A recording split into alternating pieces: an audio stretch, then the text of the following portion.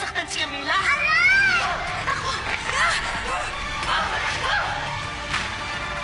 Hi mga friend ko, it's Magin Larry ko at muli po welcome back sa ating YouTube channel kung saan matagal-tagal nga tayong nagpahinga sa pagkagawa ng mga ganitong uri ng content or ng video.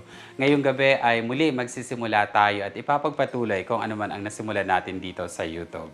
Episode 76 na po ng napakagandang teleserye na Lavender Fields kung saan dito ay naging matagumpay naman si Jasmine na maisugod sa ospital ang kanyang anak ni si Camila.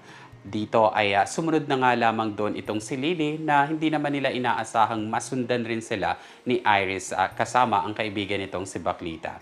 At dito ay una na nga nagkapangharap itong si Lily at si Iris. Nagkasakitan ang dalawa. Samantala ay muntikan na nga rin dito makuha si Camila nung baklang kaibigan ni Iris.